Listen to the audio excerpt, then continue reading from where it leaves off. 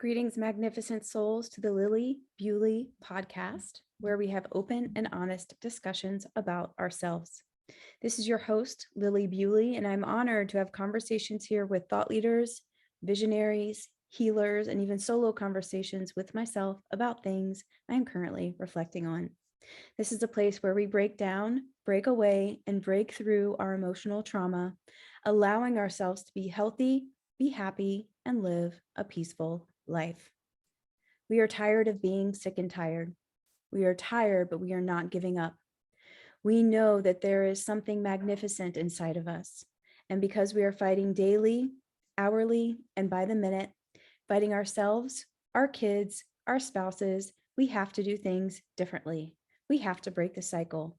We don't have a million chances. We have to be happy now.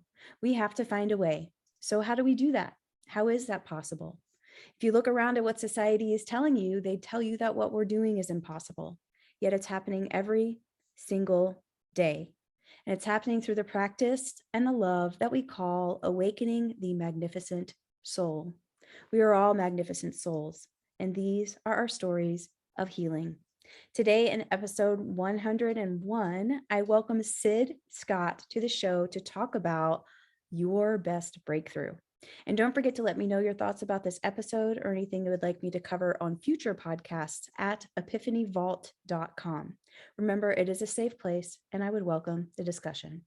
And also a request, if you are enjoying the show, please rate, share, and review so we can get the word out to more and more souls who want to heal. And now on to today's show. My guest today, Sid Scott, is the CEO of Your Best Breakthrough, as well as the creator of the Cure framework he uses to help 6- and 7-figure women resolve anything that is holding them back from having the experience that they desire.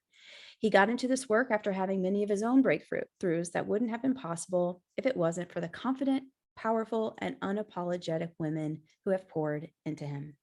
Please enjoy this conversation with Sid Scott. All right, Sid, welcome to the show. It's so amazing to have you. I'm so excited to have this conversation today. Yeah, thanks for having me. I'm excited too. I'm looking forward to it, despite how it's coming to be this morning so far. I'm excited about it. Well, I don't know much about the Mercury retrograde stuff like that. I don't really stick in that a lot, but apparently that's about communication or something like that. So maybe there's something like that going on. I have no idea. But yes, we Oh, had some maybe. technical difficulties, y'all, but we're here. Yeah, we're here. Yes. We are here. Yes. Well, again, it's a pleasure. So I really don't know where to start. You're so multifaceted and you do all this amazing work out in the world, which is one reason why I like to have people like you on here. And I know one of your biggest things right now, and correct me if I'm wrong, but one of your biggest things right now is helping women have their best breakthrough. What is a breakthrough? Yeah, so a breakthrough in my opinion is an instance of success, particularly in a way that you were unaware of or had been like escaping you. And so often I come across, people that have been doing the work, with air quotes, the work, whatever that means to each person. And it feels like for them, it's just not clicking yet. Hmm. And they're having this experience of like, is it gonna happen? When is it gonna happen? What am I missing? And so really what your best breakthrough means to me is it's that moment where it all comes together and there's so much more awareness that becomes available and it just starts to make sense. Mm. And so that's really just what I call my company now, because I'm about helping women get to that point. And I've heard so many times where it's like, it's like it's this hard to put into words experience that, my clients share with me, where it's like, I get it now. It makes sense to me now. Mm. And it's also this idea that, wherever you're wanting that instance of success, it doesn't have to be something that's so far away or something that, takes a long time. It really is here right now. So let's look at, if you're not experiencing that right now, then how come, right? And if we can figure that out, things can change very quickly. Mm. Breakthrough sounds like freedom to me. It's freedom, it's homecoming, Mm. it's empowerment, it's all of that. Yeah. Hmm. And who doesn't Yeah. want that? Right. Harder, easier said than done, I'm sure. Yeah. Mm. So, if I may ask, was this, I'm assuming, because we know each other kind of in different capacities, but I'm assuming this focus on breakthrough and helping women do that. I also want to know why you work with women too, but this first, maybe. Did that come from personal experience? Are you does part of this mission that you're on, how did this come about for you?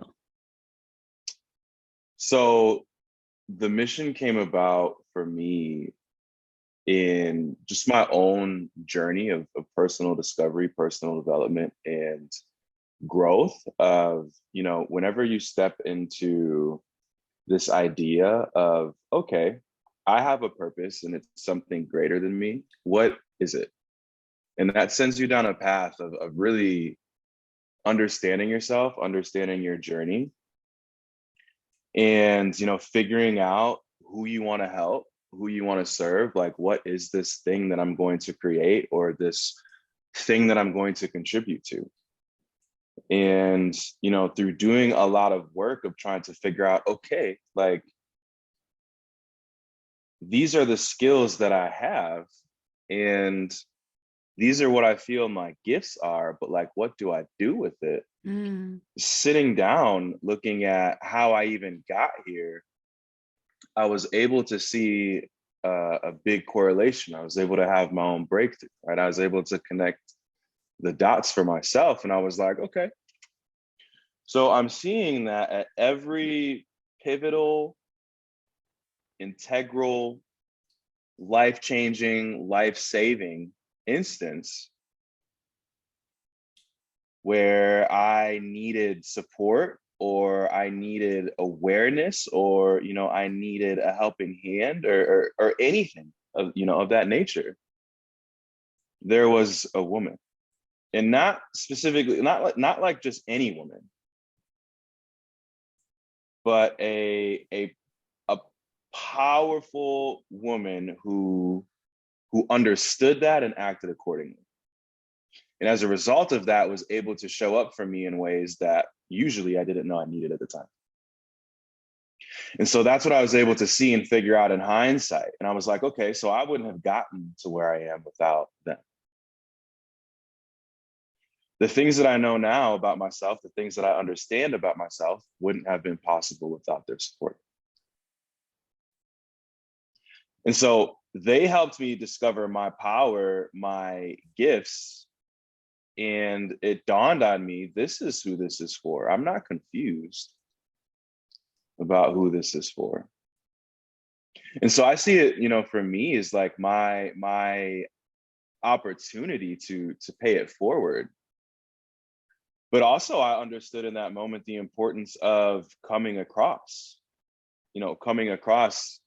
as men and women. I realized how valuable that is.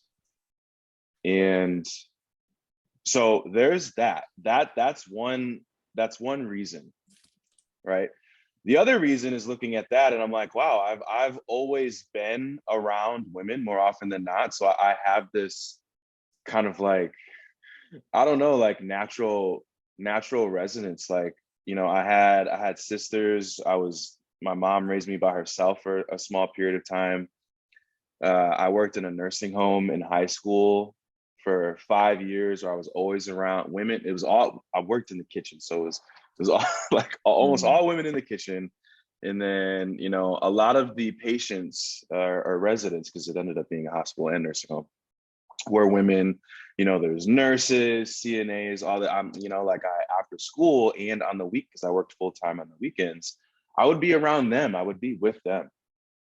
And so it's really like, okay, I just kind of have like this natural affinity for being around them. However, in my own healing, it was like I had to I, women helped crack me open to really become balanced in myself. And then it's like, now I have all of this experience and understanding that supports what I do. It's like I'm able to really create that container to really see a woman safely, and everything that she has going on, because I'm so familiar and so comfortable with being around them already. hmm Yeah, Yeah. I could see that would be healing for sure. Yeah. So that's really my mission, because I'm just really grateful for where I am, and I'm really grateful for the way that they've shown up for me. And I know that as a result of that, I can help create the space and the breakthrough for more women to step into that, so that more women will continue to do that for more people, more men, or other, their families otherwise. Mm, yeah, absolutely. I have a question. What's coming across? You said coming across a couple times, like it was a journey or something. I don't know. I don't understand the context. Tell me what that means. Okay, so what I mean in coming across, I mean men and women coming to the table to, have healing experiences and conversations. That's what I Instead mean. of instead of Instead of like women working with women or men working with men. got you. Yeah. Right. And it's because in I'm just sharing my experience. In my experience, my most powerful breakthroughs have come in relationship with women. And then all of the women that I work with are always like, I've worked with women coaches before, but something about this is just different. Yeah, I could see that. Yeah. I could also imagine it challenging a lot of things too. Like I can imagine that because I've worked with men one-on-one before, and I'll be real, it's been challenging for me. Um, but it's also that, like, I feel like the challenge is the healing, but it can also be the retreat. It's like this weird kind of flow, at least the way that I've experienced it. And I'm working, like I'd love to work with men again and like a safe container, but that's another story. But I can imagine it could also be really like edge pushing for both, right? Like the natural dynamics of like a one-on-one container or anything like that. So I could definitely see how, like, being a woman, how, and I experienced this, like we share a mentor, how that relationship could be a disconfirming place, right? Where I can't really say that I've had a lot of safe men. We've talked about this before, that I've had a lot of safe men in my life. And so having a man that is safe while also not asking for anything other than like just show up as you are, I can imagine how healing that would be. Yeah, it is. And I feel like it's healing on both sides too. Yeah. It's Yeah. it's healing on both sides too, because just being able to be trusted with that, for me, is a really big deal. hmm And to be able to, see, just forget like a woman, but like see another human, right, hmm for all that they are, is just really healing too. it's really fulfilling. Yeah. It is really Yeah. nice. It is really nice when like you can invite someone just to be, like I said, for me, it's like just be who you are and that's enough. And that is not the way that I've experienced life through decades, like decades, or anyone Yeah. really I gets to can this point. say the same. Yeah, I can totally say the same. And it's funny because I grew up with like so much like in my I'm only 28, right? So this isn't that long ago. But like in my early 20s, like I had, a lot of resentment around women. And like the bane of my existence when I was, 18, 19, 20, 21 was like Mhm. this frustration with women, just like, always feeling like I'm being mistreated or always feeling like I'm, never enough or, and I had been like, you know, treated very, very badly, like Mhm. just very, very badly. And a lot of my emotional pain, was at the hands of women. And then as I got on my own journey, like even mom stuff, like just so much, So that's I don't know what started this train of thought for me, but just thinking like reaching those edges and having those disconfirming experiences is a big deal, I guess, is what I'm saying. Massive. Yeah, is massive. And I've seen that show up in a lot of ways. Like healing the relationship with the feminine with women was powerful, but then I had to do it again when I brought like race into the frame. Like I had to do it all over again. Like it's just a lot there. And I love to see it. Like I love to see how the things that are so trying, so challenging, so painful hold so much, purpose and value. It's so beautiful and it's so messy and overwhelming Mhm. and awesome and like all the things. Totally. Totally is. It totally is. I've Yeah. gotten to the point where when I feel that, I go towards it instead of away. And it's not because I want pain. It's because I know when I heal my pain, then that it opens up the next, whatever word you want to call it, level, edge, layer, like whatever it is. I've gotten like that's a big value for me now, is that like if I know, like if I feel fear now and I'm aware, and right. So it takes some time, let's just say, like for y'all listening out there, it takes some time to feel fear and see it.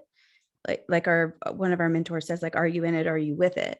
It takes time to feel fear and be with it and observe it and be aware of it and then be able to make choices about where to go. Right. And now like a big value for me is, like I said, is like if I feel that fear, then I know that is the direction that I need to go. Right. Yeah. And I'm curious for you, like what helps you move in that direction? Because I imagine it's maybe taken you a while to get to that point. Of course. Yeah. I mean, fear for me, and I think for most people, right? Like this, like I think personal development is growing. I think awareness is growing. But I think it kind of hits a certain, and this is actually something that I want to talk to you about. So maybe this is a good transition. We'll see how it goes. But for me, it's like I resisted fear unconsciously and subconsciously for a long time because I mean, there was a lot of wounding that I had. I still have wounding, but it's a lot less. Like I said, I've been able to kind of create space inside myself so I can observe it instead of like being in it. But I think most people, I think, this community that's listening, like, hella downloads now, which I'm so excited and so honored that people are here listening to my voice for thousands of hours. But we are all rare. Like if you're listening to this is a rare opportunity for growth and advancement. If you've gotten, along this far, then like I feel like that we're in the right place. But most people, we have to think like we are extraordinary, extraordinary. Most people do not look at fear the way that we look at fear, as like a learning opportunity, or as about like, is that a compass, or so like long answer to your question, I guess, is that I resisted fear for a long time without even knowing it. Like on the outside, I looked brave. I looked courageous because I was achieving, or because I was getting validation, or because, like, I had this and this type of relationship. But really on the inside, I didn't know it at the time. So like what I'm hoping is that if someone hears this, it's like, oh shit, like that's me. Like what am I resisting by, like you're saying, like not following my purpose?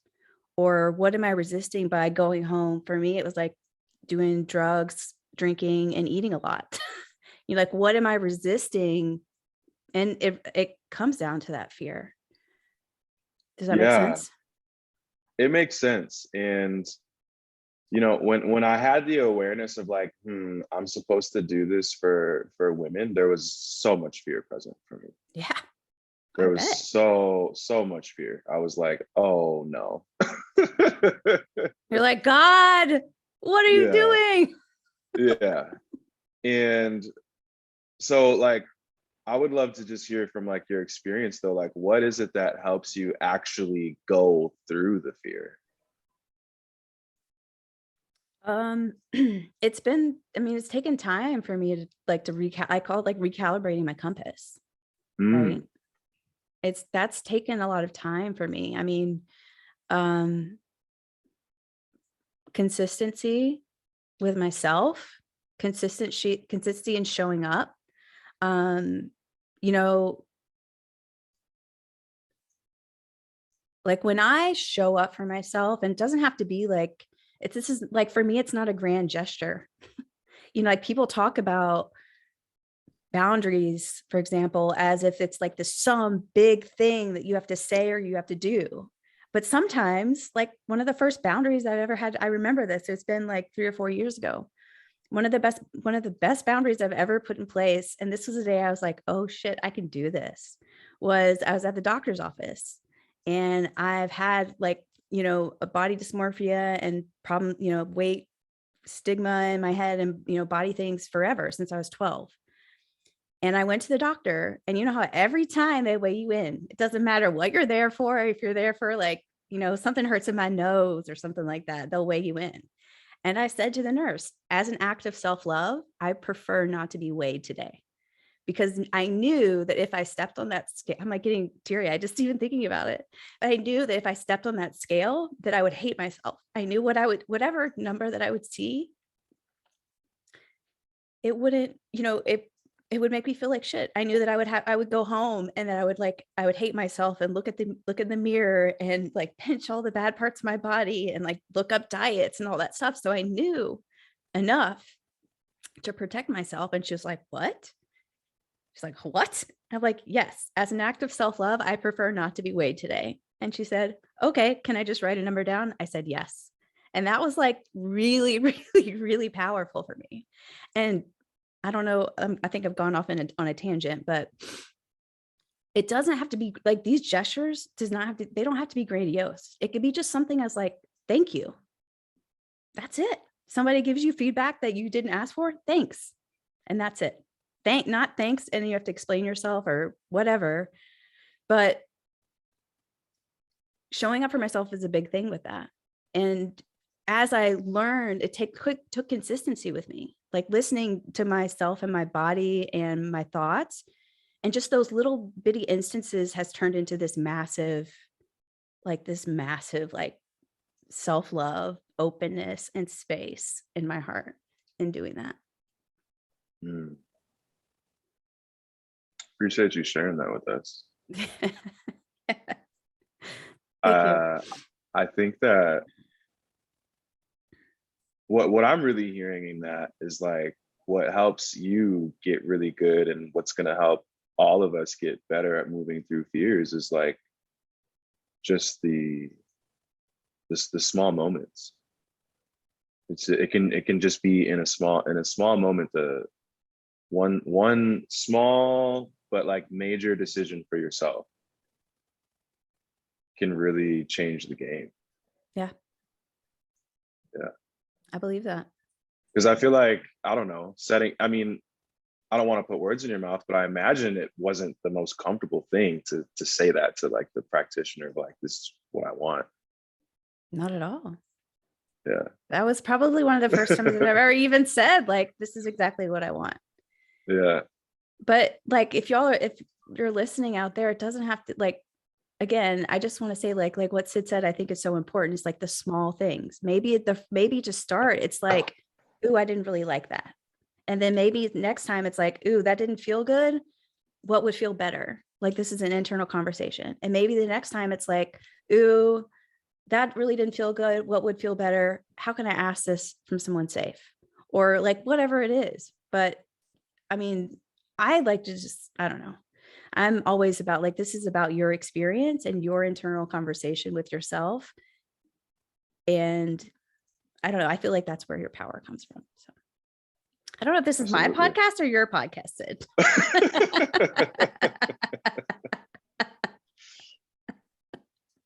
It's all of ours. Yeah, that's true. That's true. Oh, thank you for that. That was dope. All right. So a few things about, I'm trying to figure out where we should go. I want to get your thoughts on this. So I know you call yourself your mindset coach, right? Mhm. So is it just mindset or is it something else? Yeah, no. So in my opinion, mindset is not mindset at all. Uh, Mindset to me is emotions. It's a holistic approach to how you care for yourself, Hmm. right? It's physical, it's spiritual. Yeah, mindset is so much more than just brain stuff. And I've really had to get over myself in a lot of ways. Uh, just calling it mindset because most people understand what that means. It's like mindset, it has to do with my mind and how I think. And like, okay, I'll meet you there. And then eventually we're going to have a conversation around everything that goes into that. Right. So, yeah, no, mindset is so much more than just, you know, what's between your ears, for sure. For sure.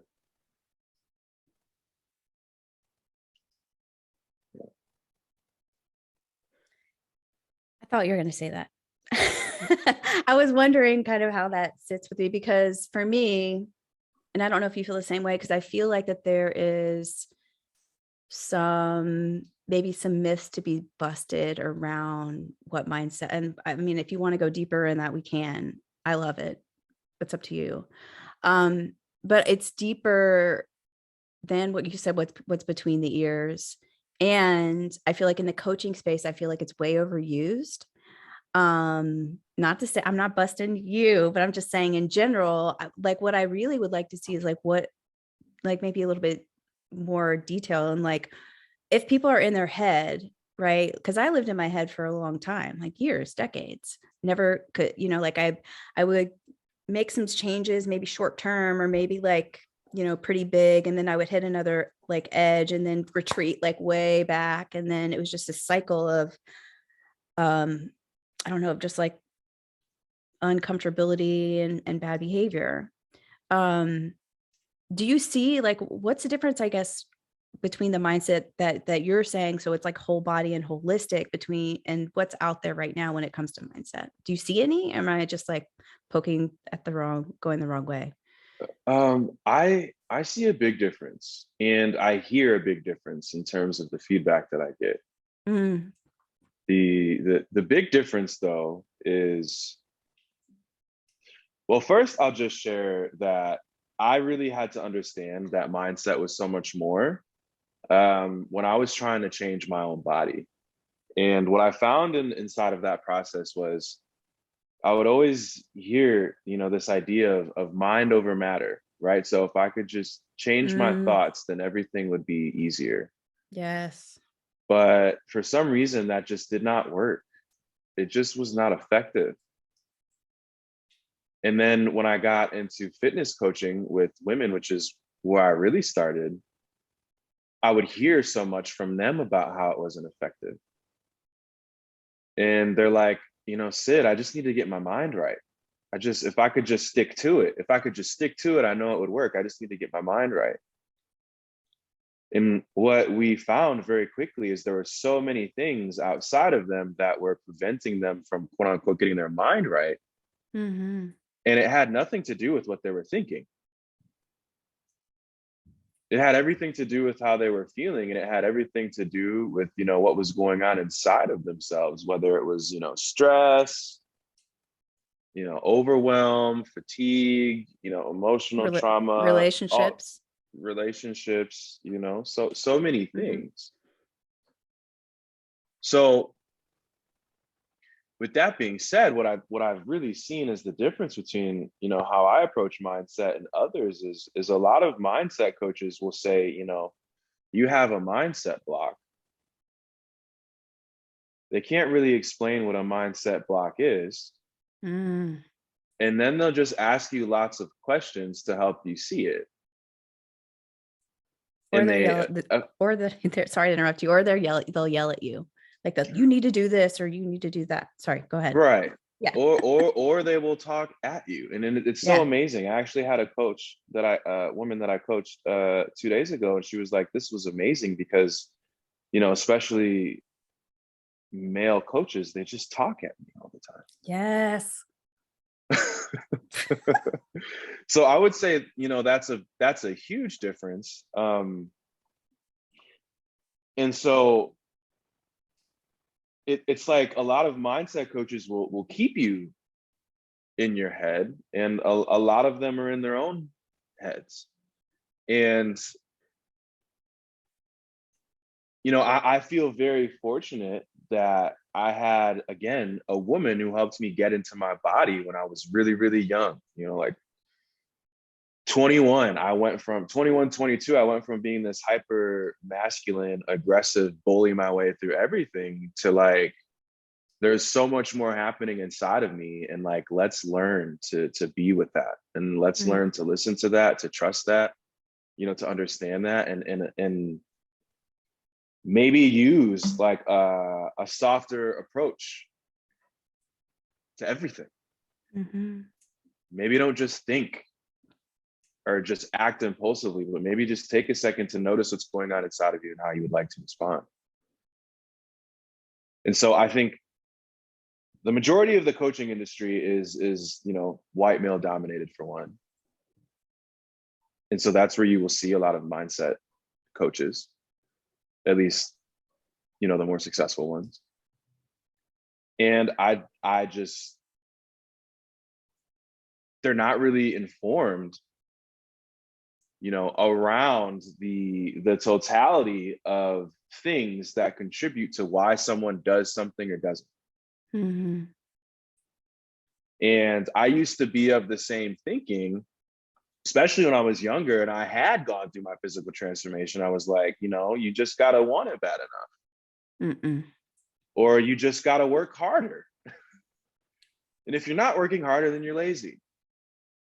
And these are the thoughts that, I used to have, and I used to say them to myself, and it would work Mm-hmm. somewhat, Mm-hmm. right? But it didn't create a lot of trust inside of myself. Mm-mm.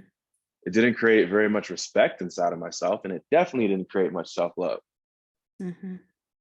And so a lot of the results that I was creating inside of my life, while they appeared successful, and I was very successful, I didn't feel good.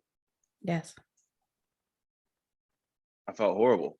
And so that's the other thing that I see with a lot of mindset coaching is they keep you in your head and orient around problems that aren't really problems, but really smoke and mirrors of drama inside of the mind,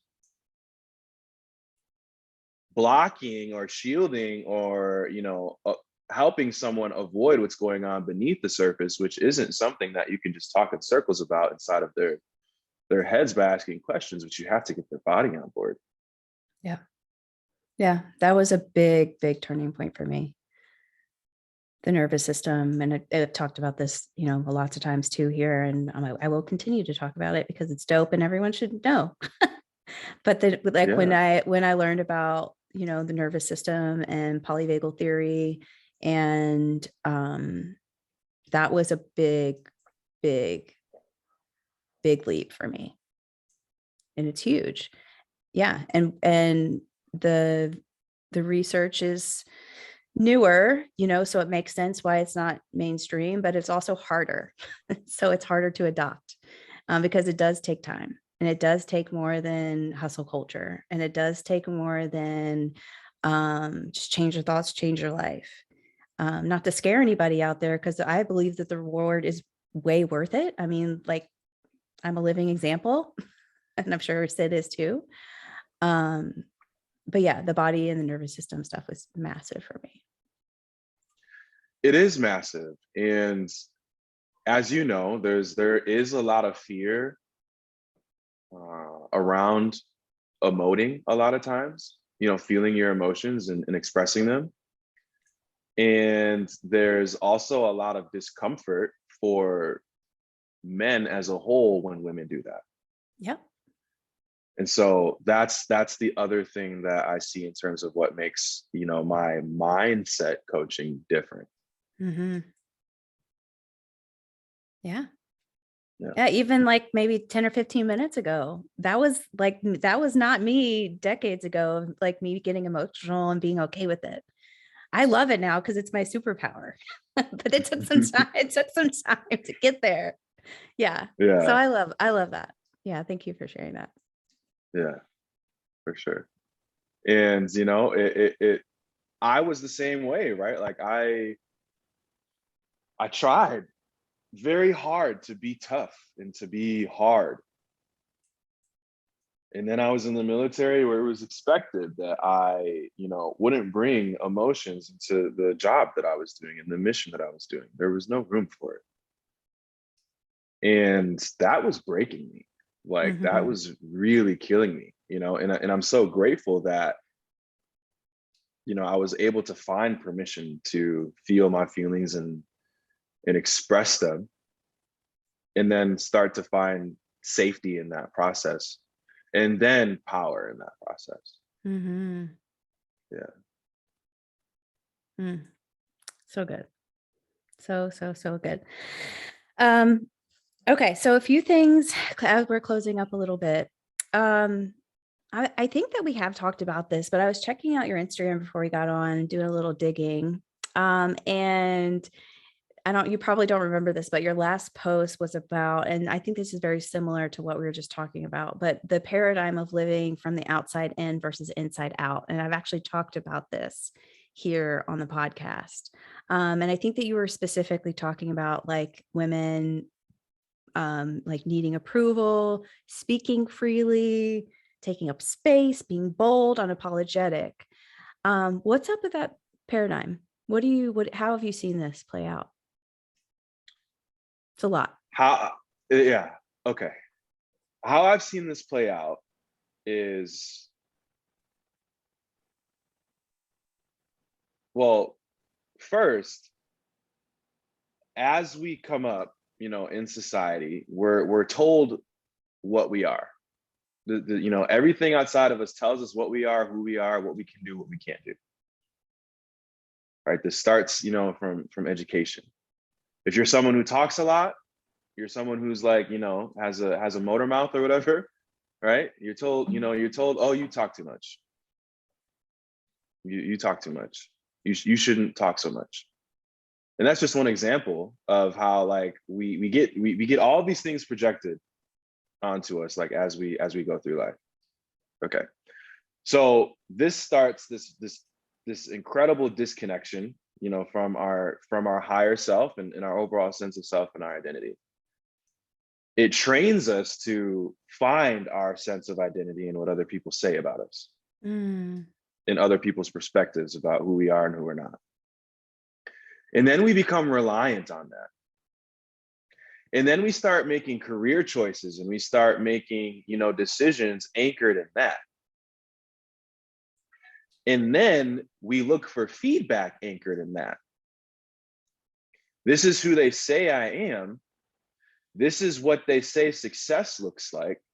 So for example, I'll just use myself as a man. So if this is what they say, then let me just be with any attractive woman.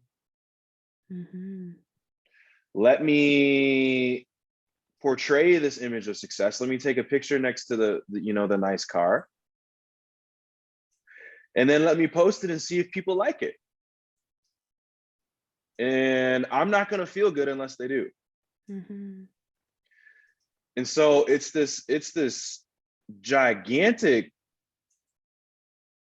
you know, mind fuck of a situation where it's like, I'm so disconnected from who I really am and what I'm supposed to be doing here. And instead, everything I do or don't do is about, does it meet someone else's expectations of what they think I'm supposed to be, how I'm supposed to show up?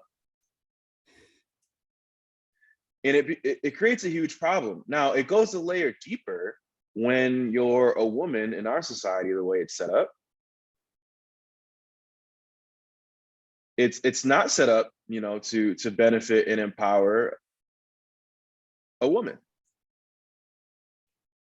Of course, you know, we can see instances where maybe there's a shift in balance, but you know, in a general sense, women are told by women and by men exclusively like how to be a woman, and a lot of those things tend to go against what it means to be a woman. And so I'm not sure what the original question was, but what I'm really getting at here is, you know, we become very disempowered and disconnected from our essence and from our higher self from the jump. Yep. And the only way we understand how to live and move through life is from the outside in. And we need permission, we need approval, we need validation to do anything. And sometimes we won't do anything unless we get that. And it's really messed up because it's not even real validation or approval that we're getting. It's just even more of a projection of how we should or shouldn't be based on someone else's bullshit. You know, and it's so sad. So what like really makes me excited is, you know, to help women come home to this idea of, I get to approve of myself first. I get to love myself first.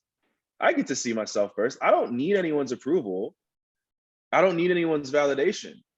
And, you know, the truth of me is I'm powerful. I'm enough. Mm. And I'm going to say what the fuck I want to say and do what I want to do and be who I'm meant to be. And everyone's going to be better as a result. Mm. Speak. Yeah. So we can really, it can really mess us up when we fall into the trap of living from the outside in. And in an era of like social media and technology where we're just inundated with outside, Mm. it can be, you know, really challenging. And I've really been looking at, you know, how, you know, social media is really ruining us. It's ruining our brains. It's ruining our ability to know ourselves. Mm-hmm. Maybe that's another conversation. Yeah, could be. But I mean, like, I thank you for sharing that. I've talked about this in particular about boundaries in another episode, where it's like boundaries. I think most of what we're taught is that boundaries are outside in. It's like it's reactive. Like this something happens, someone does something, and that means that you need to set up a boundary. When in actuality, boundaries are inside out, where it's the expression, the complete expression of who we are, what we want, what we need, and being okay either way. Because the outside in approach is like, I'm not okay on the inside when all this shit's going on the outside. But this is the way that I see it. Inside out is like, I'm okay no matter what. This is how, you know, this is how I'm going to teach people how to treat me. And love. Yeah. Inside out is authenticity. Totally. 100. That's what it is. It's authenticity, and anything else like outside in is just scamming. It's Mm, scamming, it's manipulation, it's misleading. yeah, absolutely. Yeah. Well, whew, that was church. Um, so at the end, we kind of, I feel like we kind of already talked about this a little bit, but at the end, I like to ask my guests about like what you do in the context, maybe of your experience, or this everything we've been talking about today about love and relationships. Is there anything you can offer, maybe your perspective, or what we haven't covered already about love and relationships in this context? Yeah, so you really brought up this really amazing point about living from the inside out. And the foundation of the work that I do is helping women go inside, Mhm. understand more of what's there, begin to resolve some of the things that are there that are no longer supportive for the outcomes that they wish to create. And of course, when that's where you're beginning to work and where you're beginning to start, that's going to influence your relationships. It's going to, I mean, have a direct impact on the type of relationships you have, or how your relationship functions. And doing this work it essentially, the women that work with me, they find so much safety inside of who they are and what they want and what they need and what feels good. It's this idea of, I'm seeing myself first, Mhm. so I'm creating so much intimacy in myself first. And that brings about a different type of person Totally. into their life. And it also, if they are in a relationship, it sets the other person, that they're in the relationship with, free, in a sense. Okay, now I know what you really need. Now I know how to best show up for you. And I feel empowered because you're able to express that and communicate that with me. And so that eliminates confusion, that eliminates, misunderstandings, it eliminates resentment, unspoken, unmet expectations. And that feels really good. It can be uncomfortable at first if it's happening in an existing relationship, but in general, that it feels really good. And for the single women that I coach, it almost always happens that suddenly, like quickly, there's just this Mhm. aligned relationship that just comes out of nowhere. Yep. Same. And I used to be shook, but now I'm just like, I just expect it. Mhm. Same. I just expect it now. And sometimes I'll even tell them, I'm like, just so you know, like, don't be surprised if you're willing to go there with yourself inside of the work that we're doing together. Like, these couple of things are probably going to happen, Mhm. quickly. Yeah. Yeah. Same. That's amazing. Yeah. Well, thank you so much. Thank you for your work and this time together. Um, where can people find you? What are you working on right now? What are the details? Yeah. So people can find me on Instagram at I am Sid Scott. That's the place to tap in with me. If you'd like to learn more about what I've got going on, you can go to breakthroughwithsid.com. And I am working on another masterclass, another program. It's called the Confident Coach Challenge. So whether you're a coach or not, wherever you are, this will support you. It's really about this idea of how to powerfully and quickly step into living from the inside out, so Mm-hmm. that you can be, a woman of influence, so that you can be a woman of persuasion, and so that you can really get the things, that you want and feel Mm-hmm. good while doing it. So that's what I've Yes, got going on. that sounds amazing. Thank you so much for your time. You're Oh, awesome. thank you for having me. Yeah, my pleasure. So, yes, y'all, I did cry on my own podcast. That is a first, and I'm proud of it. I'm proud of the way that I have healed to know that my emotions are really my power, not my weakness. My vulnerability is my truest expression, and that it's safe within me to express. And so when I express it, it's who I am at my core, and it's my superpower. And I believe that if we are feminine bodied creatures and want to be, that feminine magnet attraction, I feel like that's what it feels like, is to know that every part of you, all part of you is safe, no matter what, no matter who you're trying to be, what you're trying to do. And also, how much did you enjoy this conversation with Sid? What I love about this is that breakthroughs are for everyone.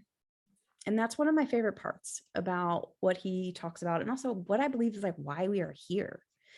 And that's it for today. I'll see you next time. And don't forget that I love you. I support you. And I'm really proud to walk this path with you. And big love today.